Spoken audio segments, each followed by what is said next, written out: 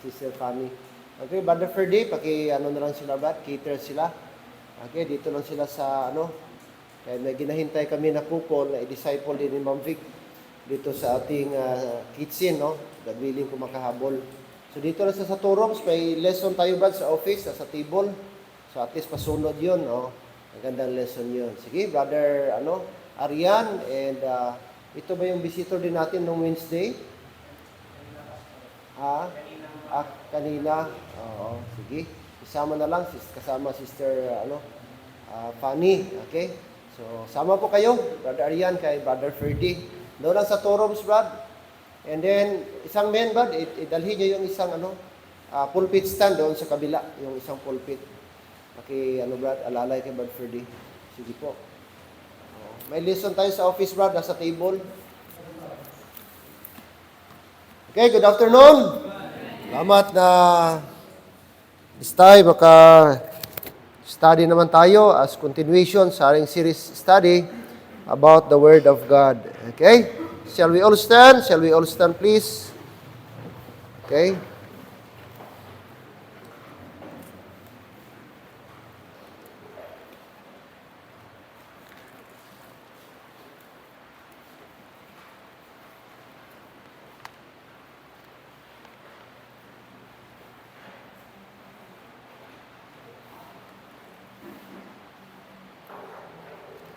A short lang a verse and familiar. Romans chapter 10, verse 17. Romans chapter 10, verse number 17.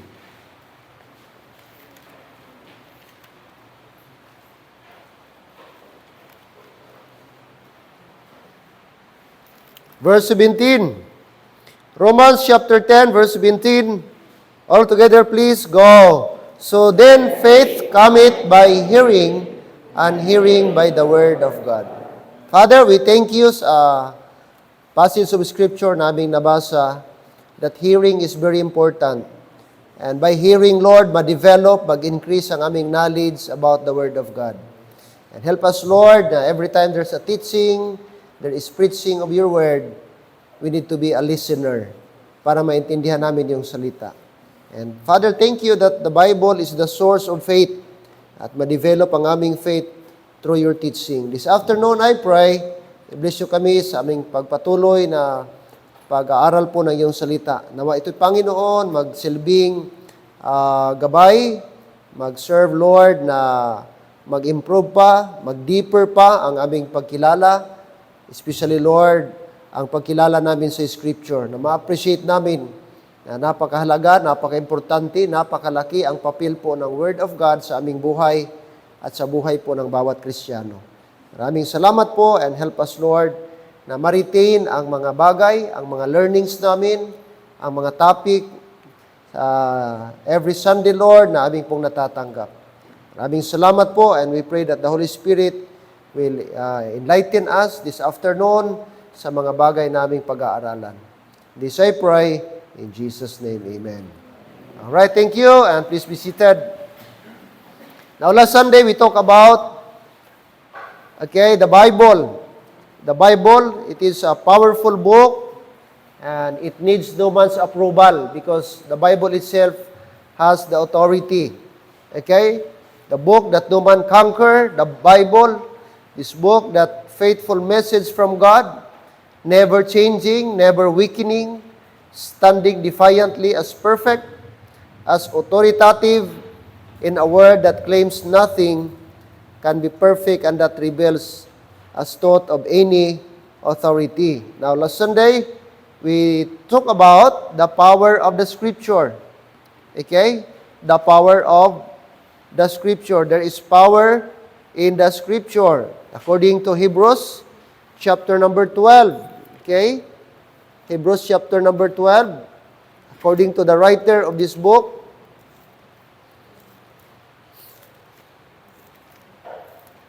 chapter 4, verse 12, for the word of God is quick and, next, powerful. Take note the word powerful, and sharper than any two-edged sword, piercing even to the dividing asunder of soul and spirit, and of the joints and marrow, and is discerner of the thoughts and intents of the heart. Okay, this is the only book that has power. Amen? No other book na may power na mag-penetrate. Bible says, even to the joints and marrow. Why this book is powerful? Because it has power to discern. It has power to pierce. Bible says, piercing, even to the dividing asunder of soul and spirit. That is why, na kahit gaano katigas ang tao, gaano ang tao ka-hard, but when it speaks, when we talk about the Word of God, ay hindi niya pwede pong i-conquer. Hindi niya pwedeng ma-overcome.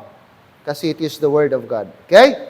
So, why it is powerful? The power of the Scripture, number 1, to testify of Christ. That's number 1. Number 2, to save the lost. It has power to save the lost. And then the third one is, it has power to produce faith. Okay, based sa ating ibasa. By faith. So then faith cometh by hearing, and hearing by the Word of God. Walang ibang book, kapatid, na mag-produce po ng faith except the Bible. Kahit ano mo kapakinig, ka-study, mga kapatid, sa ibang mga books, but only the Bible can provide real faith, genuine faith, mga kapatid. That's why it has the power. It has the power to produce faith. What else? It has the power to discern. Okay, according sa ating binasa, it is the discerner of what? It is a discerner of the thoughts and intents of the heart. Okay, next, it has the power to convince. It has the power to convince. And number 6, it has the power to sanctify. To sanctify. According to Psalm 119, verse number 11, David said, okay, Psalm 119, according to verse number 11. Verse number 11. Verse 11, Thy word have I hid in mine heart, that I might not sin against thee. Okay, that's the testimony of King David. He said, Thy word, that means the God's word, the pure word.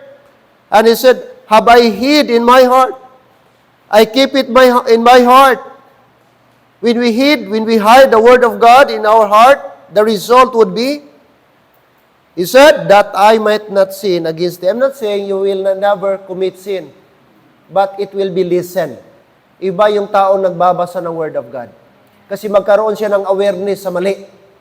Compare sa mga tao walang idea about the Bible. Kaya malaking tulong po yung Word of God sa atin. Thy word have I hid in my heart, that I might not sin against thee.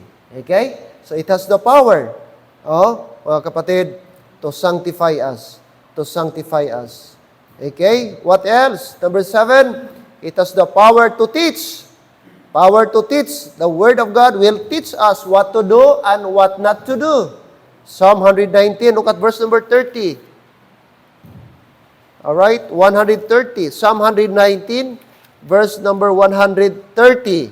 130, it says here, the entrance of thy words giveth what? Light. It giveth understanding unto the simple. Okay? So that speaks about teaching.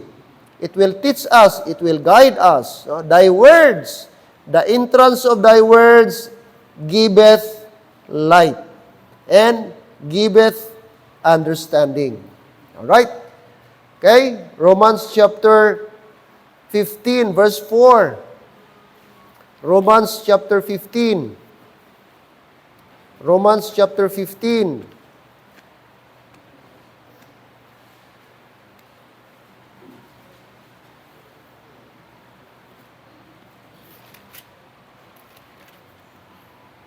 Verse 4, For whatsoever things were written aforetime, that is, before us or in the past, Aforetime means in the past. For whatsoever things were written aforetime were written for our what? Learning. Take note that word, underline that word. For our learning, that we through patience and comfort of the Scriptures might have hope. So it's very beneficial. Okay? It gives us example. Okay? People before us, people long time ago, okay, their experience, mga bagay na kanilang nadaanan, ay sinulat po, ni-record sa Bible. Kung sila may naging successful, for our benefit.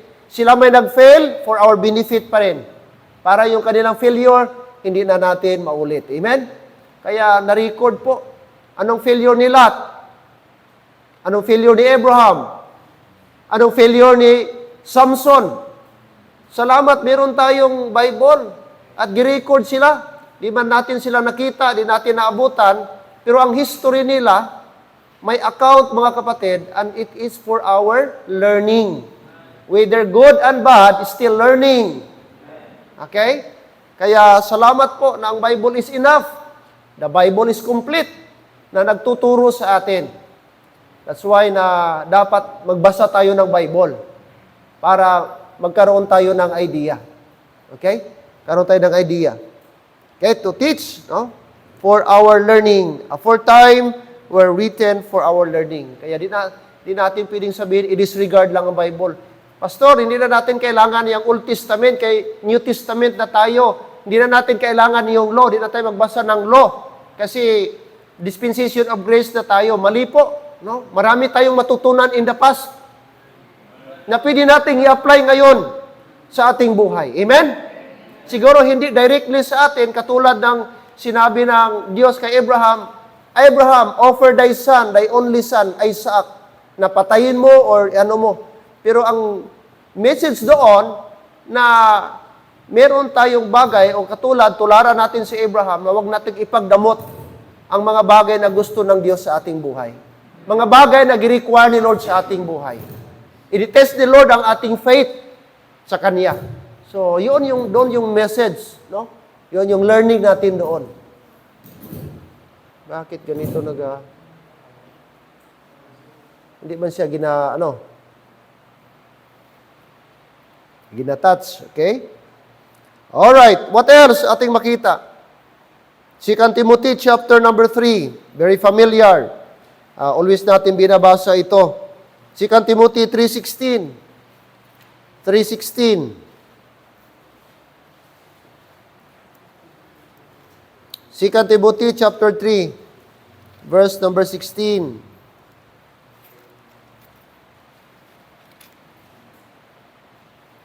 And 17. All right. Verse 16, all, take note that word, all Scripture is given by inspiration of God and is what? Profitable for doctrine, for reproof, for correction, for instruction in righteousness, that the man of God may be perfect, thoroughly furnished unto all good works. Amen? All Scripture, that means the entire Bible. From Genesis, from the first chapter of Genesis, chapter 1, until the last and final chapter of Revelation, that is chapter number 22. Amen? The entire Bible, the Bible says, is given by inspiration of God. And it is what? Profitable. No, take note the word profitable, that is beneficial. It will give benefit. Amen? In what instance? In what aspect? Number one, for doctrine. We have no other source of doctrine except the Bible. It is the Bible. Okay? Your opinion, my philosophy, your philosophy doesn't matter. It is the Bible. That's why we need to get our pure doctrine from the Bible. Any doctrine outside the Bible, that is man-made doctrine. Be sure your teaching, your doctrine came from the Bible. Because this is the only book that teaches the pure gospel, pure teaching from the Bible. Amen? Beneficial for doctrine. Next. What else? For reproof. For reproof. Take note that word. Alright? Next, for correction. Alright. So, i-correct po tayo dito sa Bible. And then, for instruction. For instruction. Praise God, the Bible is not just for doctrine, for reproof, for correction, but also it is the book of instruction. That's why we need to read. Amen? Sabi pa nga na-mention ni Pastor Brian, and that is true, I agree. He said, sometimes, itong mga tao, maghanap lang tayo ng manual, kung sira na, kung may problema na ang ating gadget, may problema na ang ating appliances, kung may problema na ang ating instrument. Tama? Kasi hindi natin binabasa. Dapat, before gamitin, before i-operate ang isang bagay, dapat basahin muna ang instruction para maiwasan ang damage. Tama? The same sa atin. Hindi tayo magbasa ng Bible kung may problema na. Wala pang problema, magbasa na. Di ka pa nagkamali, magbasa na. Di ka pa nag-fail, magbasa ka na para maiwasan ang failure. Tama? Because the Bible is the book of instruction. For instruction. If we ignore instruction, that's the start of our downfall. That's the start of our destruction. That's how important instruction is. Kaya, alam niyo po, compare sa unbeliever, mas lamang tayo. Kasi may age tayo, kaya may idea tayo, binigyan na tayo ng warning sa Bible. Kaya kung Christian ka, di ka nagbabasa sa Bible, problema mo yon. Kaya meron nang gi-provide ang Panginoong Diyos para hindi tayo mag-fail. Instead, maging successful tayo. Tama? Dapat wala ng Kristiyano, dapat, yes, we fail. Kaya hindi tayo, nagkakamali talaga tayo. Pero compare sa unbeliever, dapat malayo ang agwat natin. Kasi may Bible tayo, i-guide natin. Amen po ba? Okay? Why it is powerful? It has the power to teach. No? It has the power to teach. Alright, mga kapatid. Okay? That the man of God, not perfect, but the word perfect there is mature. Okay? That the man of God may be mature on truly furnished, totally equipped unto all good works. So, ang doctrine, okay, reproof, correction, and instruction will produce good works. Amen? Verse 17, truly furnished unto all good works. If you are equipped with doctrine, if you are equipped with reproof, if you were equipped with correction, if you were equipped with instruction, it will produce good works. That's how important the Bible is. Amen? Kaya mga kapatid, magbasa po tayo, huwag tayo maging tamad. Magsaliksik tayo like the Berean believers. Every time there's a teaching, listen. Okay, when the pastor said, let's scan our Bible, scan your Bible. And make sure you have your own Bible. Kakalungkot, matagal ka ng Kristiyano, wala ka pang Bible. Hindi ka na kailangan bumili. Meron tayong, praise God, meron tayong enough Bible dyan. Wala kang Bible, kasalanan mo yan. Are you with me? Not only the Bible is the book to teach us, it has the power to teach us, to sanctify us. It will produce hope. Oh, what else? Mga kapatid, it is the book of discernment, but it is the book to guide us. Amen. Psalm 119, look at 100, okay, 5. Psalm 119, verse 105. Pati yung mga bata nito, actually, alam itong mga verses ba? Oh. Psalm 119. Psalm 119. Let's go to verse 105. Verse 105, Thy word is a lamp unto my feet, and what? And a light unto my path. Okay, David said, Thy word, O Lord, is a lamp unto my feet. He uses the word lamp and he uses the word light. That is synonymous. Okay, lamp is same with light. The lamp will produce light. If you have light, you have a lamp. And David said, Thy word, O Lord. He never say, my word or other people's word. No, it is the word of God. That means it is His guide. It gives direction. It gives Him guidance. Where to go. Oh. So, di ba napaka-importante po yung light? Naka sa middle ng napakadilim, kahit kunting light lang. Because light speaks about hope. Light speaks about direction. Okay? You can never appreciate the good things around us if it is no light. Paano mo ma-appreciate ang bagay pag brown out? Di ba? Kahit gano'ng kaganda yung bahay mo, pag brown out, walang ilaw, walang solar lamp, hindi mo ma-appreciate. Di ba? Pero kahit kumukumo na yung bahay mo, tapos maliwalas kapatid, wow, napakaganda. Kaya napaka-importante po yung light. At si David, gawa po niyang metaphor. Ang salita ng Diyos, tinawag niyang light, lampara, or whatever, torch or whatever. Okay? Kasi wala namang electric sa time ni David. Okay? Mga lamppost lang, yung mga ano lang.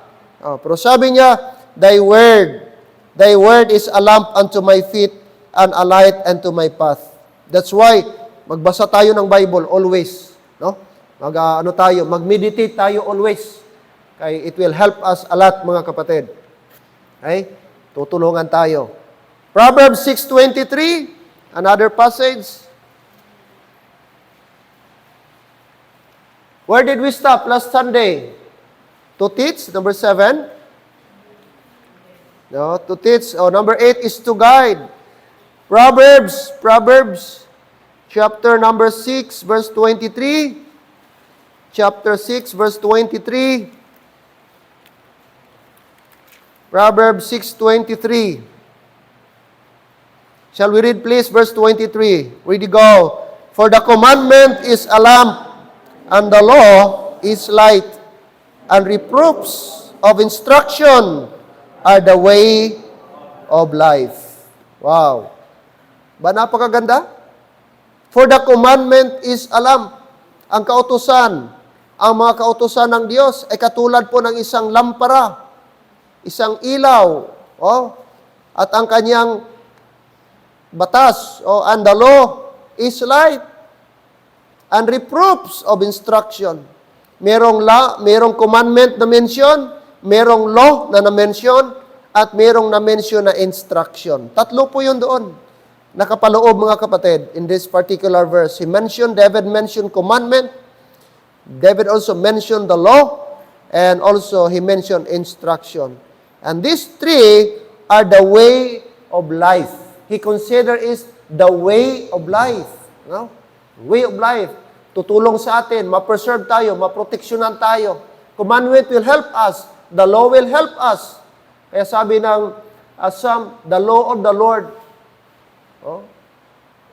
is, perfect, converting the soul. The testimony of the Lord. He was not referring the Old Testament law.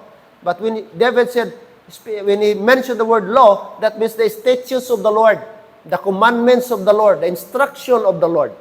Okay, is perfect. Okay, because the law is not perfect. That's why we have the grace. Kasi walang maka-comply sa perfect law.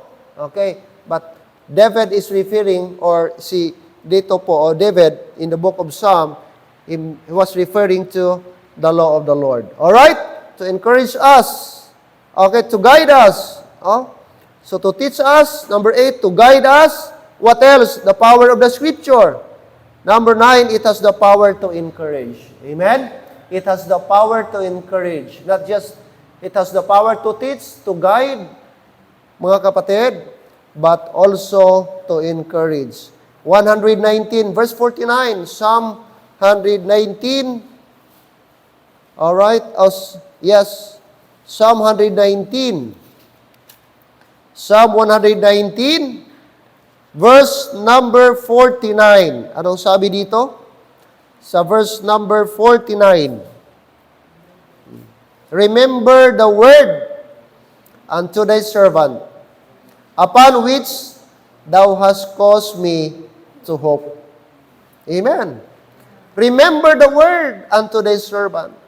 Yan ang desire ni David. Yan ang prayer ni David. Yan ang song ni David. The moment when David is very low, when David was down, emotionally, he was drained, even mentally, because his oppressors, hinahabol siya, hinahunt siya, mga kapatid. And this is his prayer to God. Remember the word unto thy servant, upon which thou hast caused me to hope. So yung comfort niya, yung hope ni David, mga kapatid, ay giconsider niya, nasa salita po ng Panginoong Diyos. Kaya, if you remember, when David, after the war, when they came back from the war, and then they noticed, mga kapatid, na ang kanyang mga loved ones, gi-captive po, doon po sa Ziklag. And there is a phrase there that David, he mentioned, he used the word, and David encouraged himself in the Lord. Okay? And you know what? This book, mga kapatid, is the source of our hope. Amen? The source of encouragement. If you are discouraged, if you are down, this afternoon, read the Word of God. It will recharge you. It will refresh you. It will give you strength. It will renew you, mga kapatid. It's the Word of God. It's good. Maghingi ka ng counsel, advice sa pastor. That's good. To other people, mature people, spiritually, that's good. But nothing compares to the Word of God. The most perfect advice, mga kapatid, is the Word of God. This book, kaya tinbasahin nyo lang yung book of Psalm, there are a lot of verses na makomfort ka. David said in Psalm chapter 23, ano sabi niya? The Lord is my shepherd, I shall not want. Amen? He maketh me to lie down in green pastures. Basahin mo yan beginning from verse 1 to verse number 6. Verse 4 sabi niya, though I walk through the valley of the shadow of death, yea, I will fear no evil, for thou art with me. Amen? There were times that Moses was in the valley. There were times he was scared for his life. He ran for his life. There were times na parang maano na siya. Very, very low si David. But ang kanyang source of hope, ang Panginoon. And that is why when he wrote the chapter 23, that is the book, the chapter, mga kapatid, of his confidence and trust sa kanyang Panginoong Diyos. Because he said, he is my shepherd. The real shepherd. The good shepherd. And the good shepherd will protect his lamb. Amen? Though I walk through the valley of the shadow of death, yea, I will fear no evil, for thou art with me. Amen? What a testimony, what a confidence. Why? Because he knew his God. Kilala niya ang kanyang Panginoon. Kaya ang source natin, kapatid, if you're discouraged, yes, many times we have a lot of discouragement sa buhay. Amen? And Satan try to pull us down. Satan try to break us, mga kapatid. But praise the Lord, every time meron tayong humihina tayo, mag-recharge tayo sa salita ng Panginoon. Meron nga, kayo siguro nakakita na may picture no, sa social media na charger, tapos nakalagay doon, Bible. And it has a lot of meaning. Amen? Bible and the charger, that means we need to charge. This book should be the source of our strength. Kasi by our own, madrain tayo. By our own, manghina tayo. Kaya kailangan natin ito ng salita. Kaya come to the church. Amen? Come to church. Okay? Join us. We will study together. We will learn together. Okay? Sa salita, mag-enjoy tayo sa salita ng Panginoon Diyos. Why? It will produce, it will give encouragement. Iba man ang ibang tao. Kung gusto nila makatulog, dali, mangita Bible. Dugay ko katulog, nagapangapi. Abi ko, gusto ko na matulog ba, pero di ko katulog. Ditong Bible man. Why, abtan 10 minutos, gituyo na. Ano man na, pag ibang bagay, hindi inaantok. Pagdating sa Bible, aantukin. Yung cellphone, kahit ang cellphone, close, you are draining, 20% battery. Sige lang, Japon. 20%, 15%, pwede pa ni. Ginadaginot pa ang battery. Why, ginatuyo. Bisan reklamo na ang cellphone. Pero pag Bible, Wala pa nagkalahati. Middle pala ng chapter. Nagapang-huyab.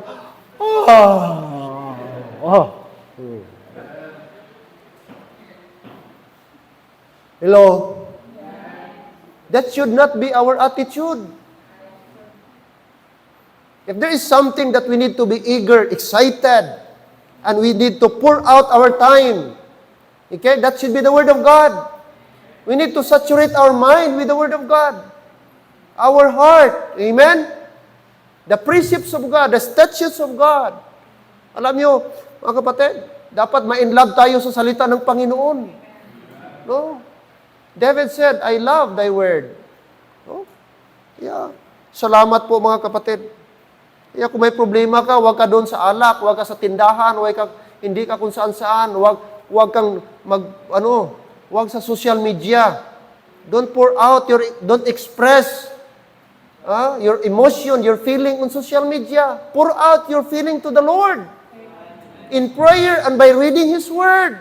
And by doing so, you will be encouraged. Kapatid, you can never gain encouragement from social media. I tell you, that's not the cure, that's not the remedy. If you have problem, go to the Lord. Are you with me? Because only the Bible will give you real encouragement. Amen. Praise God for that. All right? What else? Romans.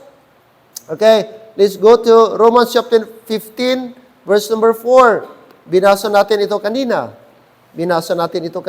Romans chapter 15. Romans chapter 15. Okay, let's go to verse number 4. May I ask all the ladies to please read verse number 4. Romans 15, verse 4. Ready? Ladies, go.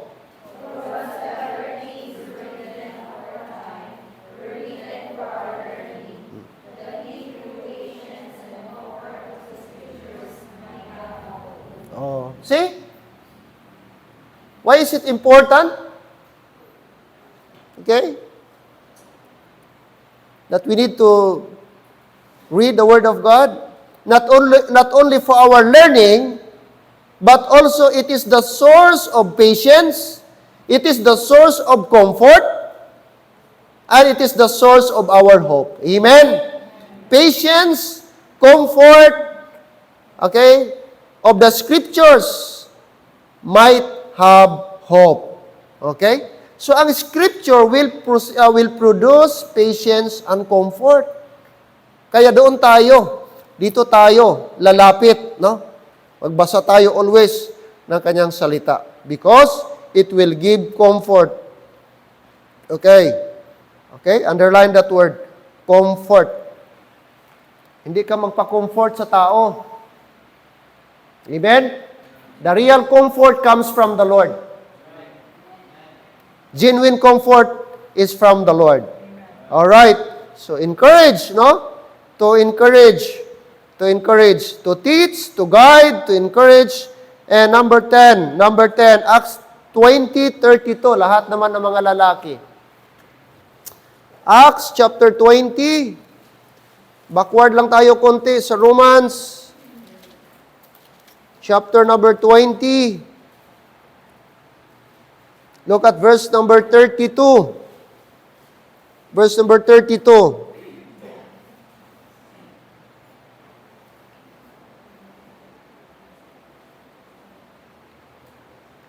Verse 32. All men ready? Read.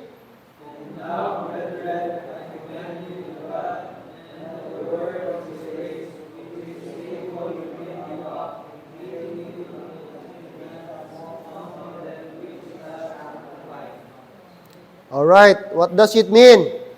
Not only the Bible, the power of the Bible, the Word of God, or the Scripture, it has the power to teach, it has the power to guide, it has the power to encourage, but also it has power to strengthen.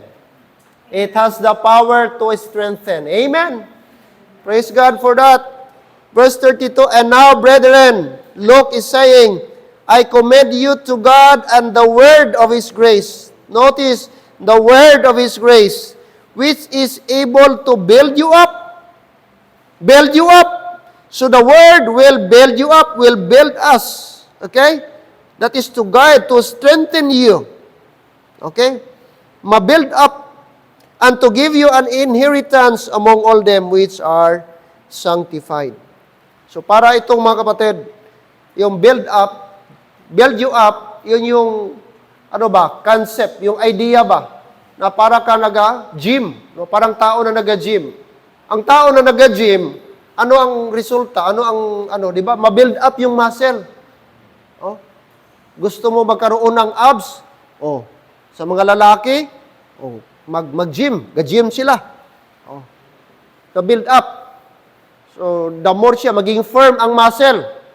Oh. Ma-lessen yung mga fats, yung mga cellulites dyan. O, matunaw yan. O, tapos mag-produce siya ng build.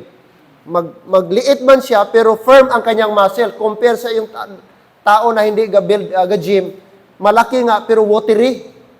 Matubig. No? Malaking siyan, pero tubigon.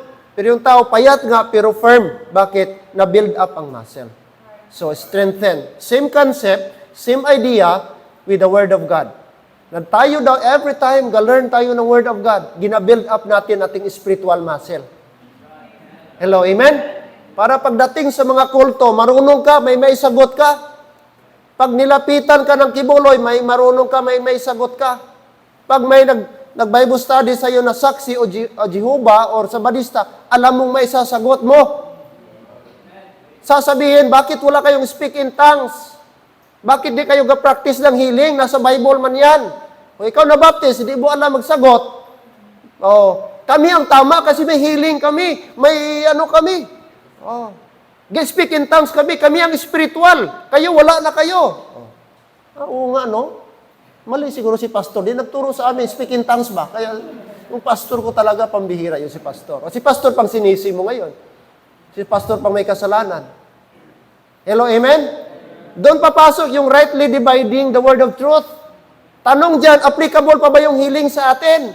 Kanino binigay yung healing? Kanino binigay yung speak in tongues?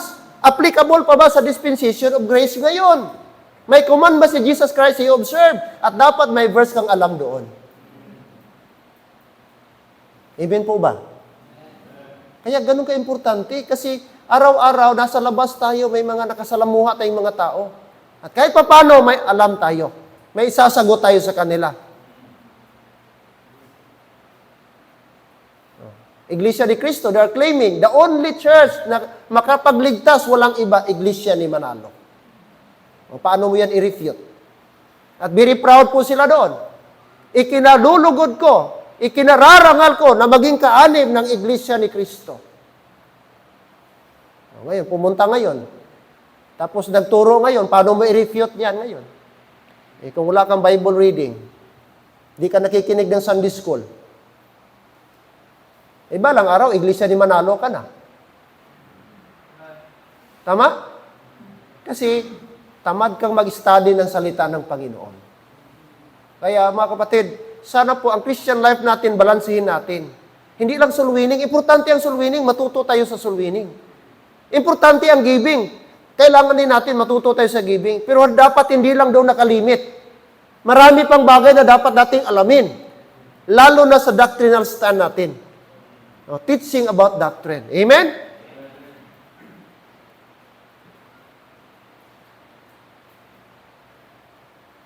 To strengthen. 11, number 11. Psalm 98 verse number 8. Psalm 19 verse 8. Psalm 19. Psalm 19.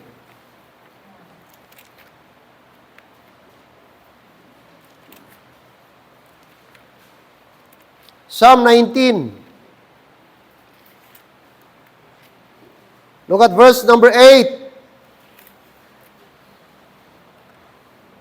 The statutes of the Lord are right, rejoicing the heart. The commandment of the Lord is pure, enlightening the eyes. The fear of the Lord is clean, enduring forever. The judgments of the Lord are true and righteous altogether. What is that? To to rejoice.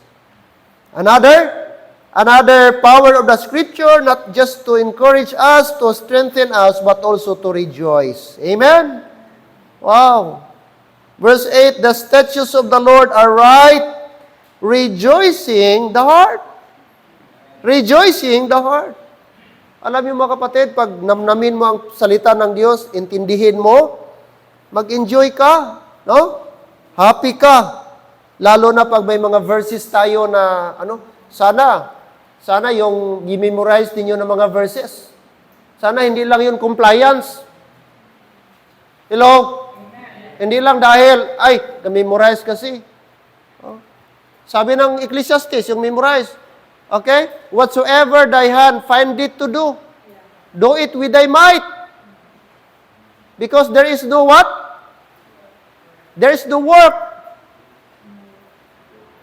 Oh, nor device, nor knowledge in the grave. Oh. Bible principle yan, napakagandang verse yan. Whatsoever thy hand find it to do it. Ibig sabihin, huwag mong ipagpaliban, huwag mong maya-maya. Whatsoever thy hand find it to do it. Do it now. Do it now. That's the principle na gustong ipatid sa atin. Oh. Ecclesiastes is also napakagandang book. Ang daming mga practical na bagay dyan tinuturo sa atin. Amen? Yes, mga kapatid. Rejoice. Sabi niya, rejoicing the heart. Rejoicing the heart. Sabi ni David. Ano pa? Psalm 119 verse number 11. Psalm 119 verse 11. Psalm 119 verse 11. 111 rather.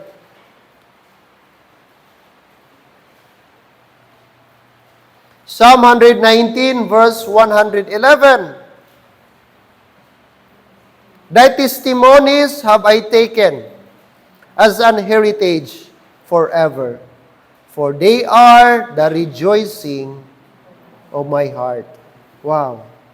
So, ginamit ni David yung testimonies. Take note, ang Word of God, statutes, testimonies, okay, commandment, and many other things. Pero sabi niya dito, thy testimonies have I taken as an heritage forever, for they are the rejoicing of my heart. So, ang Bible para hindi pa bigat. Amen? Hindi boring. Sabi niya, rejoicing Natutuwa si David. Hello? Tutuwa siya, nag-enjoy siya sa testimony ng Panginoon, sa salita ng Panginoon. Ga-enjoy siya dito, mga kapatid. Kaya kung gaano si David ga-enjoy, dapat ganun din po tayo. No? May experience, dapat din natin yung na-experience ni David. No? Nag-enjoy tayo, study tayo ng kanyang salita. To rejoice, rejoicing the heart, rejoicing the heart. Alright? So, yun dapat ang ating desire. Which in fact, sabi niya, verse number 10, more to be desired are they than gold, ye than much fine gold, sweeter also than honey, and the honeycomb. Sabi niya, kung meron man siyang if there's one thing that he longed for, if there's one thing that he desired, sabi niya, much more than gold, precious than gold, he said, are they than fine gold, sweeter also than honey, and the honeycomb. Okay? Why? Because the Word of God is enduring. Not only the Word of God is converting, look at verse number 7, the law of the Lord is perfect, converting the soul. Converting the soul. But also, look at verse number 9, the fear of the Lord is clean, enduring forever. So there are two things there. The Word of the Lord is perfect and converting, but also the Word of the Lord is enduring forever. Amen. It will to rejoice. To rejoice. All right. And 12. And final, to accomplish. To accomplish. To accomplish. It will accomplish. It will perform. Okay? Isaiah 55, verse number 10. Isaiah, please. Isaiah, chapter number 55. Chapter 55, verse number 10 and 11.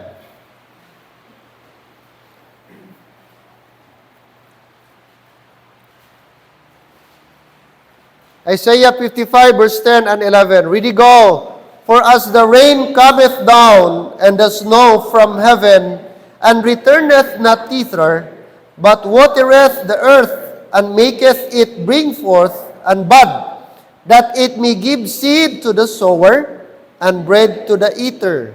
So shall my word be that goeth forth out of my mouth. It shall not return unto me void, but it shall accomplish that which I please, and it shall prosper in the thing whereto I sent it. Amen? Alright? So here, the prophet Isaiah is saying that the word of God will not be returned void. That means it will accomplish. Every time you preach, you teach the word of God, it will accomplish something. Amen? It may seem na fruitless, it may seem walang epekto. No! Because sabi ng Bible, hindi mangyayari na walang epekto ang salita ng Panginoon. Once it was taught, it was preached, it was delivered, maybe not now, but later on, surely, and definitely, it will accomplish something. May mga tao na ngayon, naturuan, baliwala lang. Nakarinig ng Word of God, baliwala lang. But later on, may mga circumstances nila along the way sa kanilang life na naalala nilang salita ng Panginoon. And doon, mga kapatid, nag-grow at nag-develop. At doon nag-produce, mga kapatid. Kaya po ito yung sabi ni Prophet Isaiah, it will not return unto me void. Hindi babalik ang salita ng Diyos sa kanya na walang kabuluhan. Instead, it will accomplish. Kaya kung mamibigay ka ng trust, huwag mong sabihin, walang kwenta yan, mali po. Kapatid, walang mangyayari yan, mali po. Okay? Ang gospel tracts makarating kung saan, kahit saan. Hindi mo na kailangan kung ano-ano pa. Just give it. Just give it. And then, before you know it, may mga tao pala na through that simple gospel tracts na open ang mind nila. Amen? Yes. Kasi sabi dito sa verse number 11, sa ating binasa, so shall my word. Kung sabi niya, ginamit niya dito yung farming. For as the rain cometh down, and the snow from heaven, and returneth not thither, but watereth the earth, and maketh it bring forth the bud. Kung ano po ang naproduce ng tubig, ulan, mga kapatid, sa isang taniman. Sabi niya, galing sa langit, hindi po babalik yan na walang silbi. Returneth not thither, but watereth the earth. Babasahin niya, and make it bring forth the bud. Magkakaroon ng bud ang tanim kapag kayo nadiligan, nabasa ng tubig. That it may give seed to the sower. Magkakaroon po ng binhi ang isang sower, and bread to the eater. O, kakaroon ng tinapay ang isang tao. Alright. At ganun din po, sabi ni Prophet Isaiah, the same way, the same principle, so shall my word. He uses the word, so shall my word. The same with. Oh. So shall my word be that goeth forth out of my mouth, it shall not return unto me void. That is God's declaration. It shall not return unto me void, or it will not be useless, it will not be worthless. Instead, sabi ni Prophet Isaiah, or the word of God, God Himself, He said, but it shall accomplish. Take note that word. It shall accomplish, or it will work. It will do something that which I please, and it shall prosper in the thing whereto I sent it. No? Kaya, ganun po mga kapatid, kaimportante ang kanyang salita. Kaya never underestimate the Word of God. Amen? Siguro ngayon, di natin makita ang result. But little by little, I believe may mga bisita na bumabalik. Amen?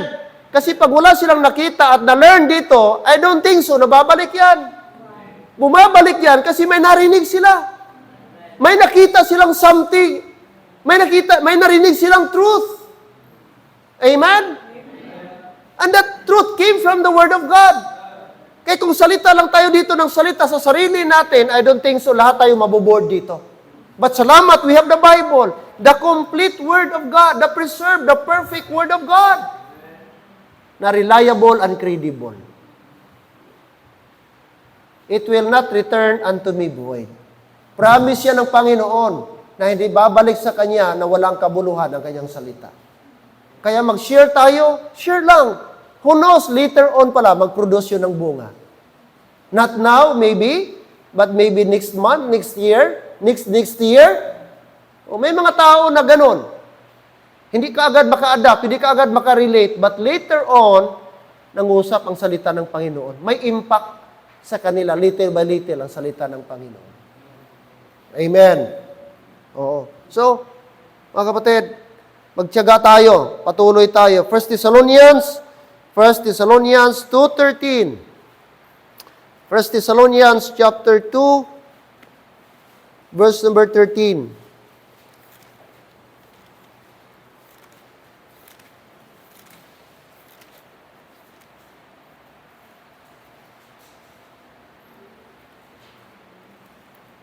Chapter 2, verse number 13. Let's read, please, verse 13. Ready, go. For this cause also thank we God without ceasing, because when ye received the word of God, which ye heard of us, ye received it not as the word of men, but as it is in truth, the word of God, which effectually worketh also in you that believe. Wow, napakaganda. Amen? So sabi dito ni Apostle Paul, na dahil dito siya po'y nagpapasalamat at walang sawa, mga kapatid, without ceasing, because when ye received the word of God, nung tinanggap ninyo ang salita ng Diyos, kung saan inyong narinig, which ye heard of us, narinig nyo mula sa amin, tinanggap ninyo ito, hindi katulad sa pagtanggap ng salita ng tao. It is not as the word of man, but it is the word, but as it is in what? Truth. Truth, kapatid. The word of God, which effectually worketh also in you. Why the word of God is what? Effectually worketh? Because it is the truth. Amen? Pag hindi truth yan, hindi yan mag-work. Pero bakit nag-work sa life ng mga Thessalonians? Because it is the truth. It is in truth, the word of God, which effectually worketh also in you. That, what? Believe. Amen. That, believe. So mag-work lang ang word of God when you believe. Amen. Praise the Lord. Kaya, sabi ni Paul, nagpapasalamat niya kasi ang pagtanggap nila, hindi po salita ng tao, kundi salita po ng Diyos. Salita ng Diyos. Kaya mga kapatid, this afternoon, sana po tayong lahat maging grounded ng Word of God. Amen? Hindi lang sana tayo gasimba ng simba. Oh. Hindi lang tayo na nandito lang para magsimba. Dapat ga-after tayo ng Word of God. Kasi ang Word of God, siya yung nagpa-grounded sa atin. Magbigay siya ng stability sa ating Christian life. Maging grounded and settled tayo with the Word of God. Kaya kahit wala na yung nanay mo, wala na yung kapatid mo, wala na yung nagdala sa'yo, because settled ka sa Word of God, you will remain. You will stay. Because the Word of God ang foundation sa life mo. Pag wala ka, hindi ka grounded, hindi ka settled sa Word of God, wala. Hindi ako magtaka, mawala ka one day. Kasi wala ka nakaugat, hindi ka nakagamot. Hindi ka grounded with the Word of God. Amen, members? Hindi tayo dapat after by numbers. May mga churches ngayon, by numbers, bisita kayo, dala kayo ng bisita. Dapat ganito, ma-reach natin, ganito. Dapat, ang motivation nila, numbers. Hindi the Word of God. Nagsiserve sila by pressure because of numbers. Gina-pressure ng pastor, ganito, mga kapatid. And minsan, Ang phrase ng pastor na tatandaan, hindi ng Word of God. Nasapawan na. May mga churches na ngayon na ang bida, mga pastor na. Ang accomplishment na, hindi na Word of God. Wala nang preeminence sa pulpit ang Panginoon. Kasi pastor na. At nakakalungkot yon. And that is the trend ngayon among Baptist and even Bible Baptist Church. Palakihan, pabunggahan, paramihan na lang. Palakihan ang offering, palakihan ang attendance. Hindi na ang bida ang Panginoon. Kapatid, mag-ingat po tayo doon. Kasi ang motivation minsan ng tao, pleasing the pastor instead of God. Pag wala kang bisita, hindi ka lumalago. Pag di ka nagbibigay ng tithes and offering mo, carnal ka na Christian. Mantakin mo yan. Materialistic na. More on material things ang naririnig sa pulpit, hindi the Word of God. Kaya yung mga membro parang dying na, nagsisimba, pero walang learning sa Bible. Walang natutunan sa Bible. Kasi more on material things na lang. Motivational. We don't need motivational speaker. Motivation, patuloy ka lang kapatid. Kahit nasasaktan, patuloy ka lang kapatid. That is motivational speaker. What we need is preachers. They will preach sin against you. They will rebuke you. That is the real character of pastor. Na hindi siya matatakot i-rebuke ang membro na nagkakasala. Hindi tayo motivational dito. Sige lang kapatid, patuloy ka lang, ituloy mo lang yan. Okay man lang yung inom, basta konti-konti lang. Wag lang masyadong halata. We don't need that kind of preachers. I don't care if you get offended. I don't care if you go out as long we preach the truth. Paul says the truth will set you free. We will never compromise the Word of God.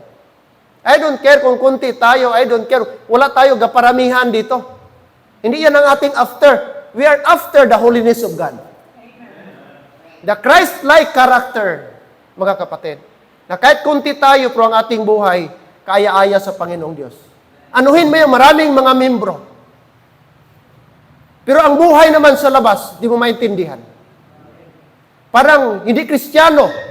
Pag mag-asta, hindi Kristiyano. Pag magsalita, parang hindi Kristiyano. Magdamit, parang unbeliever pa rin. Walang kwenta, kapatid. Marami man kayo sa simbahan, hindi natutuwa ang Diyos. Because God is after holiness.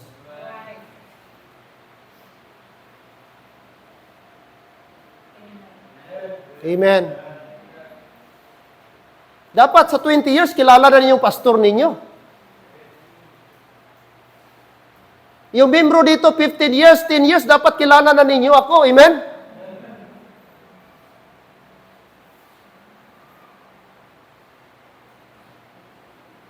Sa mga baguhan pa. Dapat dili tayo sensitive. When it comes to the Word of God, it is the Word of God. Amen? That is non-negotiable. Kasi kapatid, may desire ko, Lord, kung hindi na tama ang ginagawa ko, patayin mo na lang ako. Kung hindi na tama, kung hindi na ka na please, Lord, sa simbahan namin, kung hindi ka na ikaw ang bida, kung hindi na, Panginoon, ikaw ang tinataas sa aming simbahan at ginagawa, activity, patayin mo na lang ako. Kaya ayoko yung ang mabida, ang tao, ang pastor, no? The credit, the glory should be to God be alone. Huwag kayong magpa-impress sa akin. Amen? Huwag kayong mag-perform para ma-please si pastor. Yes, humanly speaking, ma-please, happy tayo. If you bring somebody, may nasave, may nasulwinin ka, praise the Lord. Of course, matuwa ang pastor. Pero huwag mong gawin yan para sa pastor. Kasi mali ang motivation mo. Mali ang paglilingkod mo. Kay pleaser ka, men pleaser ka, hindi God pleaser. Kasi kung God pleaser ka, kahit walang pastor, ginagawa mo yan, kapatid. Gagawin at gagawin mo yan. Kahit pinalakpakan ka o hindi, gagawin mo pa rin yan. Kasi Diyos ang tumbok mo, hindi tao. Kaya kung nag-visit ka, suriin mong heart mo, tama ba? Si Lord bang gi-please ko, pastor? Asawa ba ni pastor? Si sister ba? Si Brad? Suriin mo muna, Brad. Mag-double check ka ngayong hapon. baka mali na ang ating motivation. Nagtuturo ka ng bata, anong motivation mo? To please the Lord or to please somebody? That's the point. Nagka-choir ka. Anong motivation mo? Bakit ka nag-surrender for choir? Para lang makita dito? Para ma-impress ang family mo nag-aupo dyan? Suriin mo ang puso mo, kapatid. You better check before it's too late. Kaya baka ga-expect ka someday may reward ka, pero wala pala. Because you have a wrong motive.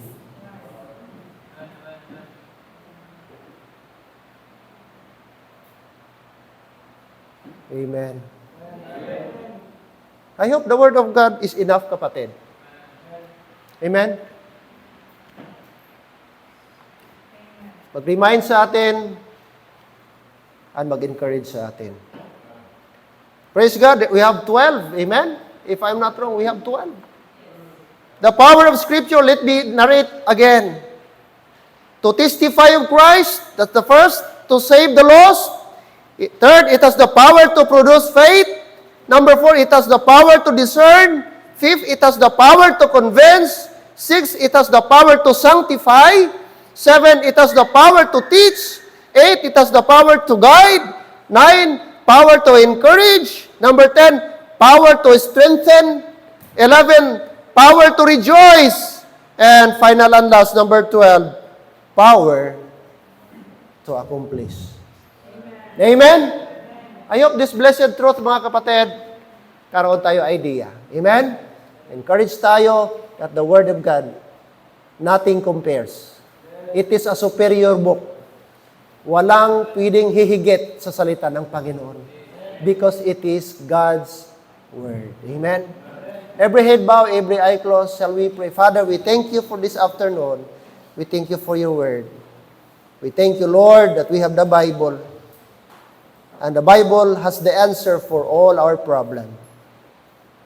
Thank you, Lord, for preserving it. It's my prayer that you bless this, Lord, and help us na matuto pa kami. Huwag naming skip, Lord, ang pagbabasa. Huwag naming skip ang pag-learn. Instead, Panginoon, mahalin namin, i-appreciate namin, alagaan namin, basahin namin, namnamin namin. At Lord, aming pong isabuhay ang mga salita naming natanggap. Marami pong salamat, Lord, and I pray for all of us, Lord, na dapat may double check namin aming mga sarili. Because, Lord, ayaw namin na someday magiging useless, worthless ang aming pong paglilingkod sa inyo. Help us, Lord, na sana in this church, ikaw ang aming maitaas always. Ikaw ang mag-glorify. Hindi ang sinuman, hindi na ang activity ang maging bida, hindi ang building, hindi kung anuman, Panginoon, but you itself, it's the Word of God, ang siyang maitaas, ang siyang aming Lord, Lord, makita. Ikaw ang magiging sentro, Panginoon, ng lahat ng aming activity. Huwag niyo kaming hayaan, Panginoon, na ma-overwhelm kami sa mga bagay-bagay na hindi ikalulugod ninyo. Na we thought it was nice, we thought it was best, we thought na, Lord, natutuwa ka, pero hindi pala, sapagkat ang aming motivation, mali, Panginoon. Kaya ngayong hapon, Lord, may you check our hearts and help us, help your people na sana maging grounded kami. Maging grounded kami, Panginoong Diyos, sa inyong salita. Kasi pag grounded kami, no matter what happen, Lord, di kami madaling matinag. No matter what, Lord, ang mga problema man darating sa amin, even though may mga trials and testing sa aming buhay, financially, physically challenged sa aming buhay, spiritually, Lord, magpapatuloy at magpapatuloy kami sapagkat may salita kami ng Diyos na aming pinanghahawakan. Kaya maraming salamat, Panginoong Diyos. Turuan niyo aming mga puso na sa iyo lamang kami magtiwala at hindi kanino man, Panginoon, at sa iyong salita lamang. Kapatid, narinig natin ang kanyang salita. Can you honestly this afternoon come to the altar as we stand up, please? Ma-appreciate mo ba? Can you express, Lord, salamat. Pastor, salamat sa power ng salita ng Panginoong Diyos. Na meron itong power to produce faith, power to give courage and encouragement sa aking life, and power na maka-accomplish. As you pwede ba tayo makapunta sa altar as a gesture sa ating pagpapasalamat sa kanyang salita sa ating buhay? At the same time, this is the moment that we must double-check our heart, double-check our motive, kung tayo po ba talaga ang ating motivation, Panginoon pa. Baka iba na ang ating motivation, kapatid. Why not come to the altar and rededicate yourself? Pastor, salamat sa salita ng Diyos na remind ako na dapat i-check ko ang aking motivation. Baka iba na ang motivation mo, kapatid. Hindi na ang Panginoon. Hindi na Panginoon. Why not? Ngayong hapon, ilapit mo yung sarili mo. Sabihin mo sa Panginoon, Lord, always help me ng aking motivation. Walang iba, kundi ikaw sa buhay ko. Ikaw mag-inspire sa akin. Ikaw mag-push sa akin na magpatuloy, magpagamit, maglingkod sa anumang ministry. Amen. Come to the Lord. Make a prayer to God. Recommit yourself to God. And evaluate yourself this afternoon.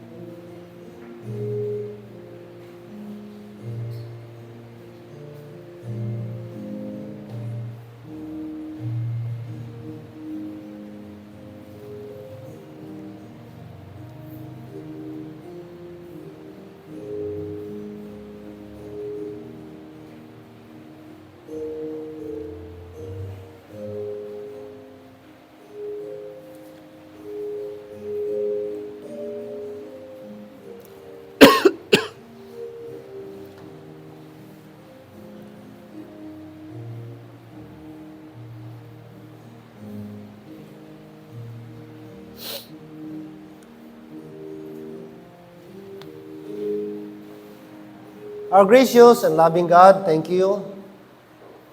Thank you for the lesson, the instruction, Father. Thank you also, Lord, for the encouragement from your word. Thank you sa invitation, helping us, reminding us to double-check ourselves. And again, Lord, I pray that you would help me and my wife and this ministry na, Lord, ikaw lang gid ang aming itaas. Ikaw ang bida, ikaw, Lord, ang Diyos, and everything, Father, na kami is just an instrument sa inyong gawain. And help us, Lord, na maging humble. Whatever things na na-accomplish man namin, that is not because of us, that we are intellectual or what, but that is, Lord, because of the power of the Holy Spirit. Always guard our hearts, Lord, na di kami mag-brag. We will never boast ourselves, but we will, Lord, itaas namin. We lift up the Christ who died for us, the Christ who loved us, the Christ who saved us, Lord. Siya dapat ang aming maitaas. At di kami makita, Panginoon, kundi ikaw, Lord God.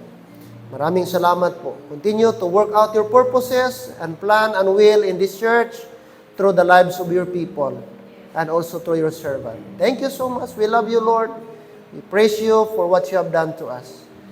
We pray that you once again guide us this week, the days ahead of us. Lord, continue to direct our hearts and our planning, our decision-making, that, Lord, everything will be in line with your will and purpose. Thank you. All these things we ask and we pray in Jesus' name. Amen and amen. Remain standing, please.